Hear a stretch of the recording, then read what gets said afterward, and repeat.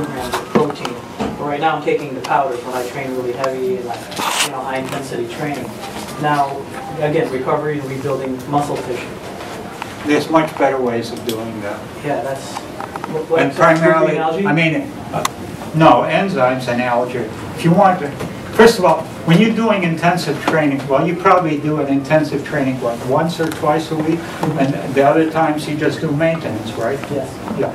Okay. Well, you tear down a lot of your body tissues to basically when you're doing basically intensive training. And the breakdown tissues now has to be cannibalized by your immune system, and it will either be excreted or recycled depending on the enzymatic profile in your system. So if you want to maximize your, basically, if you want to maximize your utilization of protein instead of dumping it and spilling it out of your system, you'll be taking enzymes, especially pre-workout, post-workout. You can get a book on written by 3 MDs, Mirka, Lopez, and Williams, called Enzymes, the Fountain of Life. But they devote a significant amount of their research data to sports nutrition and enzymes. And, you know, like in terms of recovery time,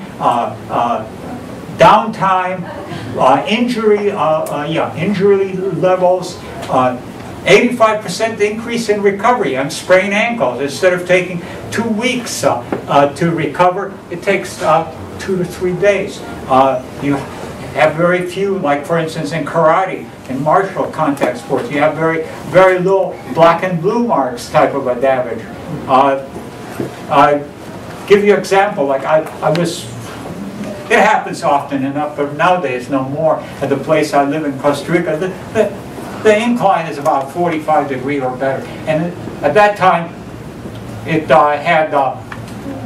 was just dirt. In other words, pebbles and dust and everything. So you're going downhill, even when you're walking kind of slowly, so that you won't start sliding. Well, it happened. I mean, I've seen people break arms, roll down the hill, everything like that. Well, me, I just flew up, landed on my hand, landed on my hip. I mean, I'm in excruciating pain. I did contact healing, which helped to recover quickly enough, about 80% of damage, but my hands were totally swollen. Then followed it up with systemic enzymes, like the ones Karen has. And within took about 6 more hours, and complete recovery of traumatized body, to the highest degree. But I'm extremely highly saturated with enzymes already in the body, so I recover quickly in terms of tissue damage. And I'm past 70.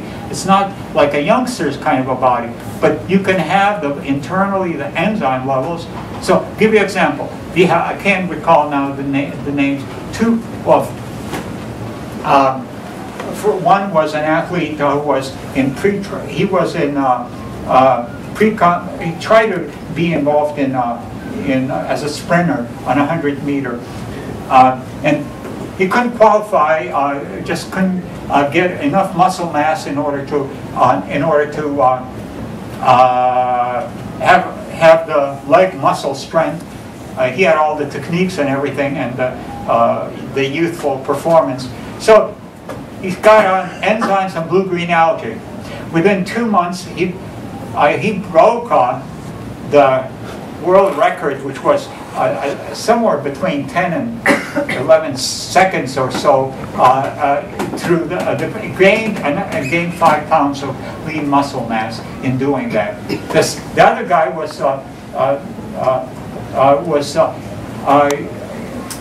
Dan O'Brien. Okay, he's decathlon. Now, decathlon is 10 different styles of athletic prowess, and not only mechanics, but also muscular coordination and also muscular mass and strength. Well, when he was training for the competitions,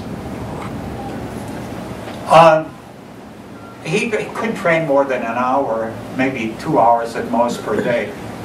He felt wasted. He got on algae, enzymes, and bacteria cultures, probiotics. Within a period of 6 weeks, he was training now 6 to 8 hours a day. He went to was it in Atlanta, 96 Olympics? Well, he competed. He came home with gold. He broke all world records, and he competed with men 10 years younger than him. That's what difference does it make to algae. So algae enzymes, especially before competition, I would try to find the right level and minimize the protein load, because and especially, you don't need so much protein. I mean, I have bodybuilders who are in low protein diets. We're looking at in terms of build-up and muscular strength on primarily what they have done is cleanse, detoxify, and maximize the absorption of aminos and choosing their protein in a form of aminos in a pre-digested form, so that, in other words, the ones that are still in a raw state, in a amino acid kind of configuration, that's easy to digest. And if it's in a raw state, also you have a high amount of protease in the food, which is going to pre-digest whatever protein complexes you have, so it'll be available to the body. So you'll find that you'll be able to consume far less and choose the proteins from better resources. And I would definitely go for the greens. Does that help? Yes. Very helpful. Other question? Is there a test that you can take to find out how Excuse me? alkaline? Is there a test you can take to find out how alkaline or acidic you are? Excuse me? So is there a test that you can take to find out how alkaline or acidic your body is? Okay, well, the question is about alkaline acidity. Is there a test that you can take? First of all,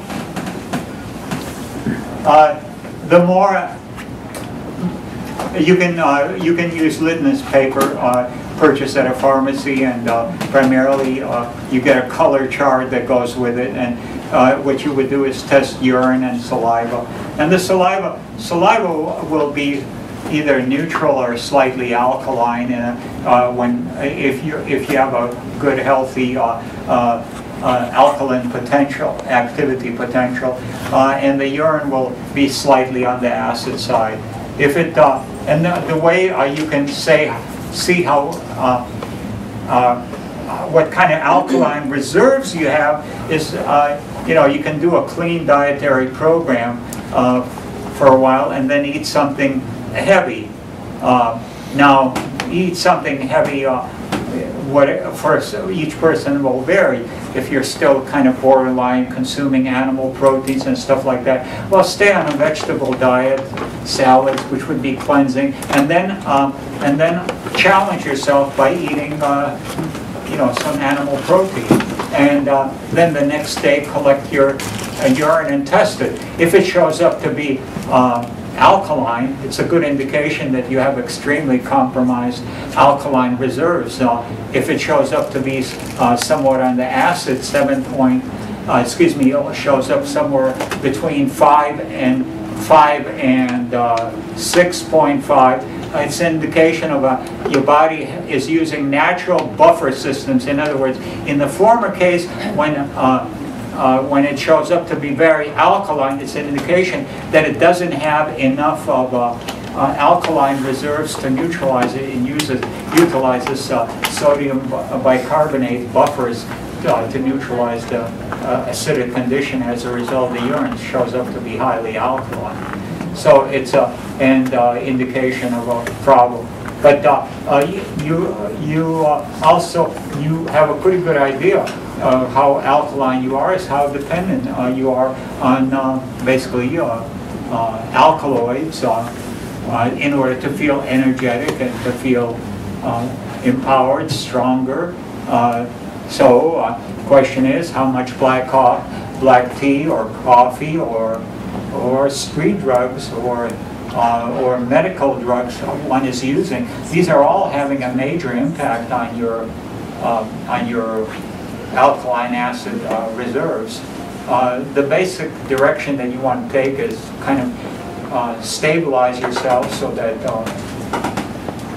you're depending on more and more on nutrients, and also superfoods that are whole foods, except the water has been removed from them. And remember, the more superfoods you're consuming, the more you need to be concerned about hydration, because superfoods are, when you take a look at that algae or the grass, when they're in natural state, they're about 95% water, and that water has been removed. So you want to have adequate amount of hydration so that you're not overloading yourself with nutrients without hydration. Hydration is everything. You can live a long time without food, but you can't live too long without water unless you're a breatharian or whatever. Viktoras, you talked about, this was from a previous talk, where you had a relative that was getting dementia. I think it was an aunt or something. Yeah, no, it was my grandmother. A program. It was my grandmother, and it was not dementia. She was having Alzheimer's disease. And a couple of things that you did with her. Yeah, with the results, she was not alone with, because we had seen the results with many individuals who had Alzheimer's and dementia. And what it was, Victor Coleman was the one who discovered this effect, and after spreading the word and claiming that his product could cure Alzheimer's disease, FDA closed them, of course, after 2 years. But his brother bought out the company, and a couple of years later restarted it, but not making any claims about anything. So, well, it's blue-green algae. It has a radical impact on brain development activities. So, like children, as an example, we've done studies with over 2,000 children that had the lowest academic performance in Nicaragua. And within a period of 1 year, and all they did was take half a teaspoon twice a day. Within a year's time, they became the top school, going up by 2.5 grades. Treated ADHD successfully, and then with enzymes and blue-green algae, autism was having a tremendous amount of recovery. With my own grandmother, I had her on mild herbal laxative, a digestive enzyme, mild herbal laxative at bedtime, digestive enzyme, and blue-green algae and cayenne capsule. She was taking initially started off with a couple of capsules twice a day, got her up to 4, and then 8, and then 6.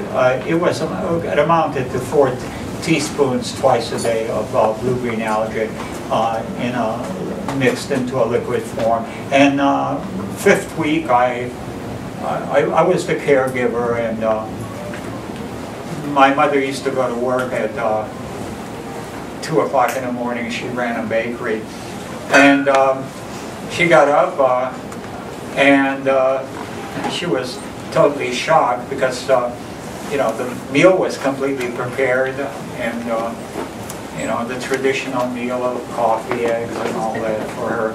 And grandmother was sitting there smiling, and my mother thought she was hallucinating, because my grandmother was supposed to be not only had Alzheimer's, but also bedridden the rest of her life. So she, within a period of 5 weeks, she recovered. We created a paper with the University of Illinois Medical School entitled 200 Cases of Incurables Treated Successfully with Superfoods. And basically, you can create a lot of miracles with supplementations, but unless you eventually get into cleansing and detoxification, you might get a leeway of a few years, 5 years, 10 years, but eventually it will get you. Just like I'll be discussing about the therapeutic usage of enzymes in all kinds of conditions, including cancer, cardiovascular system, etc. But my grandmother lived another 3 years, taking care of a household of I don't know, about 5 people. And she died of basically still fully functioning mentally, so it made a big difference on her. Thank you. Well, I want to thank you all for coming. I hope all of you picked up my little colorful business card that tells about activities we do, and that you can go to the many different websites, the activities that I carry on. I have room for a few consultations. You can see the front desk if you want to. Also, we do retreats a couple times a year, so any of that is a possible way of keeping contact, or just visit our Facebook. Jeff and Lene Ginn that are doing the videotaping, they're the ones that are managing, and you know, become friends. All right.